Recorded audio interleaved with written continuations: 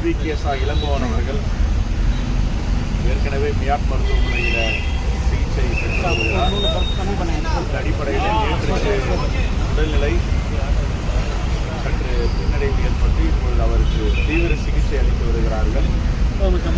மாண்புமிகு முதலமைச்சர் அவர்கள் நானும் சென்று பார்த்தோம்.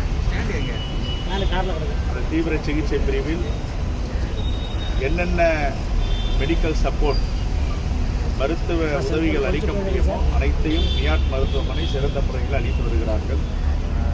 அவர் மீண்டும் குணமடைந்து வருவார். வருகின்ற 9ஆம் தேதி சட்டமன்றம் கூட இருக்கிறது. சட்டமன்றத்தில் அவருடைய குரலை கேட்பதற்கு தமிழ்நாட்டு மக்கள் நாங்கள் எல்லாம் அவரோடு இருக்கிறோம். மீண்டும் திரும்பி அவருடைய மக்கள் பணிக்கு திரும்புவார். மருத்துவர்களும் நல்ல முறையில் அவரை கவனித்து வருகிறார். இந்த ஏற்கனவே அவருக்கு பேஸ் மேக்கர் வச்சிருக்காங்க. இப்போ கொஞ்சம் உடல்நல மூச்சு விட திணறல் ஏற்பட்டு அவருக்கு சிறந்த முறையில் சிகிச்சை அளிக்கிறார். ஒரு வாரத்துக்கு முன்னாடி அட்மிட் ஆகியிருக்காரு. நல்லா தான் இருந்திருக்காரு. நேற்றுக்கு திடீர்னு கொஞ்சம் ஒரு உடல்நிலையில் பின்னடைவு மூச்சு திணறல் ஏற்பட்டிருக்கு.